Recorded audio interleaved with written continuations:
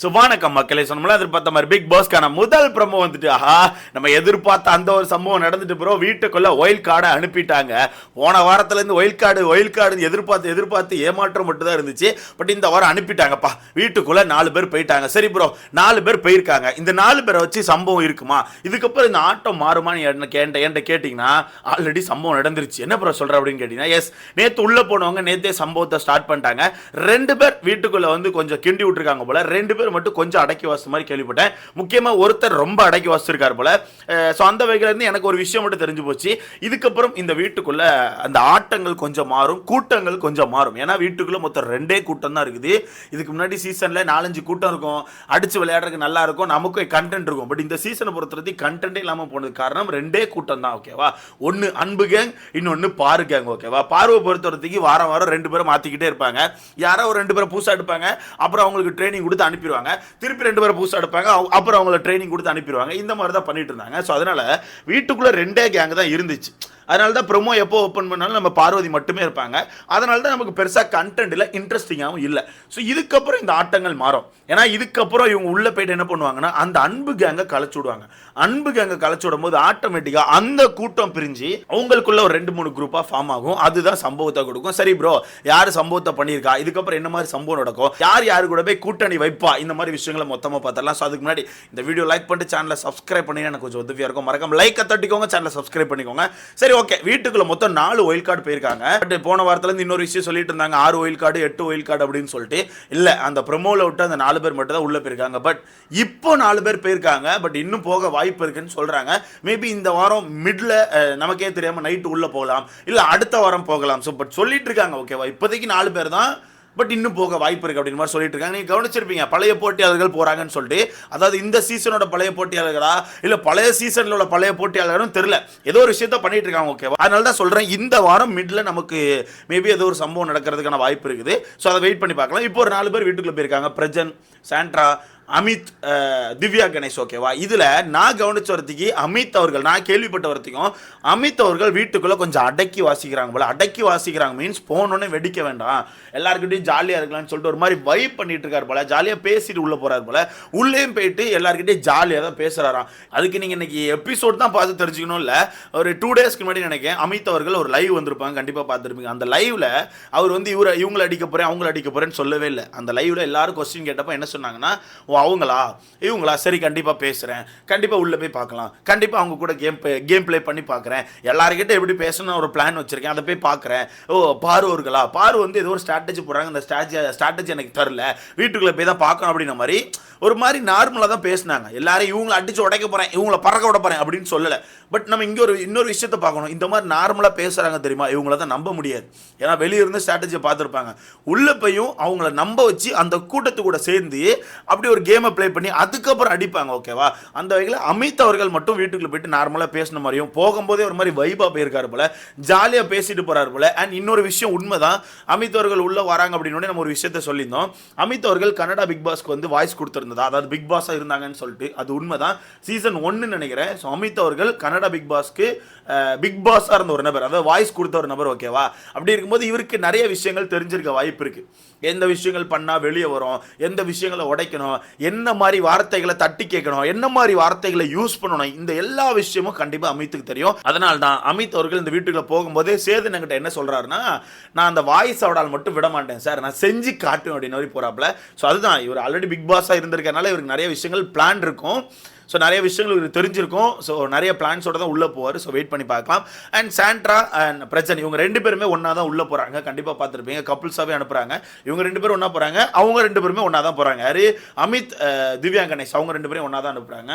So இதில் Sandra அவர்கள் ஸ்டேஜில் வச்சே பயங்கரமாக பேசிட்டு போகிறாங்க. கண்டிப்பாக பார்த்துருப்பீங்க.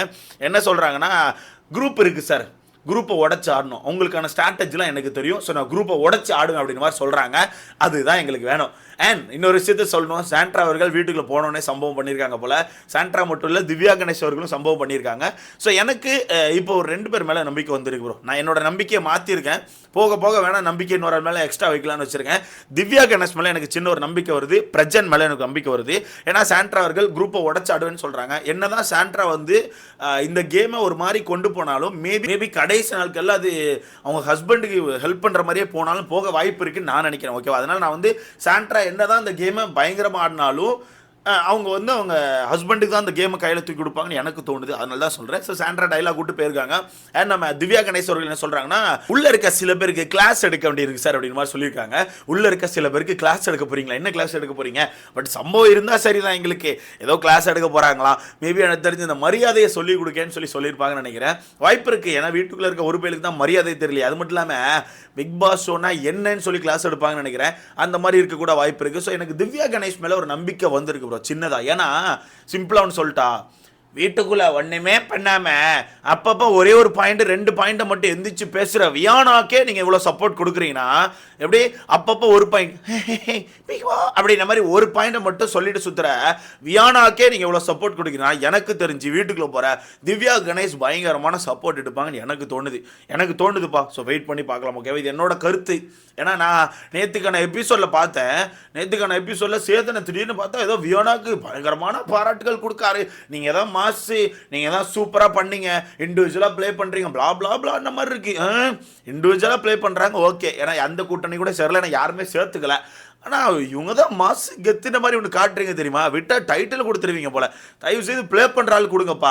இந்த விஜே பார்க்கு கொடுத்தா கூட நான் ஓகேன்னு ஏற்றுப்பேன் ப்ரோ. என்னதான் விஜே பார்வை அடித்தாலும் கண்டென்ட் கொடுத்த ஒரு ஆள் அவங்களுக்கு டைட்டில் கொடுத்தா கூட ஓகேன்னு ஏற்றுப்பேன். இந்த வியானா மாதிரி ஆளுக்கெல்லாம் கொடுத்தீங்க, சத்தியமாக சொல்கிறேன், செட் ஆகாது ப்ரோ, செட் ஆகாது. ஸோ அடுத்ததான் பிரஜன் அவர்கள் என்ன சொல்கிறாங்கன்னா, உள்ள காலை வச்சோன்னே தர தர தர தர தர தர தர தர தர தர தர தர தர தரன்னு கிழிக்க போறேங்கிறாப்ல. நானும் தர தர தர தர தர தரன்னு ஒன்று ஏதோ தராதரத்தை பற்றி பேச போறாரு போலன்னு சொல்லிட்டு ஆர்வமாக பார்த்தா கடைசியில் கிழிக்க போகிறேன் அப்படின்ட்டாப்ல. சரிண்ணே போய் கிழிச்சா சரி தான். நான் ஆள் கொஞ்சம் ரகடாக தான் திர்றாப்புல, ஒரு மாதிரி ரகட் லுக்கில் தான் போகிறாப்புல. பார்க்கலாம் என்ன நடக்குன்னு சொல்லிட்டு. அதுதான் நான் திவ்யா கணேஷ், பிரஜன் இவங்க 2 பேர் மேலே நம்பிக்கை வச்சுருக்கேன்.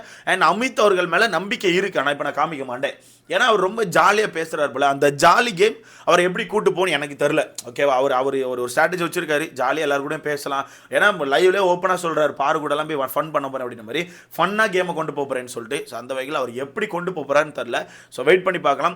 ஸோ இதில் யார் கூட சேர வாய்ப்பு இருக்குன்னு பார்த்தீங்கன்னா, எனக்கு தெரிஞ்ச அமித் அவர்கள் விஜே பாரு கூட சேர்ந்து ஒரு சில விஷயங்களை பிளான் பண்ணி ஆப்போசிட்டில் இருக்க ஆளுக்கு அடிக்க வாய்ப்பு இருக்குது. பட் இங்கே நான் ஒரு விஷயத்தை சொல்லி ஆகணும், விஜே பாரு கூட்டணி சேர மாட்டாங்க.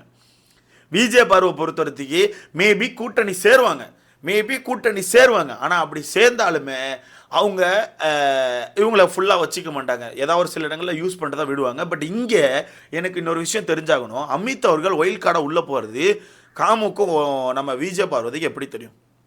விஜய் பார்வதி ஒரு 1.5 வாரமாவோ 2 வாரமாக சொல்லிட்டு இருக்காங்க, அமித்னு சொல்லிட்டு. கண்டிப்பாக கவனிச்சிருப்பீங்க. இப்போ 2 டேஸ்க்கு முன்னாடி 1 டேக்கு முன்னாடி நினைக்கிறேன், காமு நம்ம விஜய் பார்வதி இவங்க 2 பேரும் உட்காந்து பேசும்போது கூட சொல்கிறாங்க, அமித் வருவார், அமித் வந்து என்னென்ன பண்ண போகிறான்னு தெரில, அமித் ஒயில் கார்டாக வருவார் அப்படின்ற மாதிரி சொல்கிறாங்க. ஸோ இவங்க ஆல்ரெடி ஒயில் கார்டாக வர்றது முன்னாடியே தெரிஞ்சிருக்கு இவங்களுக்கு. மேபி வீட்டுக்குள்ளே வர்றதுக்கு முன்னாடி தெரிஞ்சிருக்கணும். எனக்கு அப்போவே இந்த பிளான்லாம் போயிருந்துருக்கணும், இவங்க ஒயில் கார்டாக வருவாங்கன்னு சொல்லிட்டு. அதனால தான் தெரிஞ்சிருக்கணும். அப்படி இல்லைனா வீட்டுக்குள்ளே வந்த பிறகு எப்படி தெரிய வந்துச்சு, பிக் பாஸ் சொன்னாரா என்ன? ஸோ ஏதோ ஒரு சம்பவம் நடந்திருக்குது. அதனால தான் அமித் அவர்களை இவங்களுக்கு தெரிஞ்சிருக்கு, வீட்டுக்குள்ளே சொல்கிறாங்க. அதனால தான் அமித் அவர்களும் போகிறதுக்கு முன்னாடி விஜே பாரு கூட்டணி சேர்ற மாதிரியே பேசிட்டு போகிறாரு. என்னென்ன நடக்குங்கிறத வெயிட் பண்ணி பார்க்கலாம். பட் நான் ஓப்பனாக சொல்கிறேன், விஜே பாரு கூட கூட்டணி வச்சிங்கன்னா நீங்கள் சர்வே ஆக மாட்டீங்க, விஜே பாரு சர்வே ஆகிடுவாங்க. ஏன்னா அவங்க ஒரு பக்காவான கேமை போட்டு உங்களை பல இடங்களில் மாட்டி விட்டு அடிச்சு போட்டுட்டு அவங்க கண்டென்ட் கிரியேட் பண்ணிட்டு போயிட்டே இருப்பாங்க. ஸோ வெயிட் பண்ணி பார்க்கலாம். நீங்கள் சொல்லுங்கள், அந்த 4 ஒயில் கார்டும் உங்களுக்கு நம்பிக்கையாக ஃபீல் ஆகுறாங்களா? யார் மேலே நீங்கள் நம்பிக்கை வைக்கிறீங்க? அந்த 4 ஒயில் கார்டில் யார் மேலே நம்பிக்கை வைக்கிறீங்க? மறக்காம கமெண்ட்ல போடுங்க. அடுத்த பார்க்கலாம்.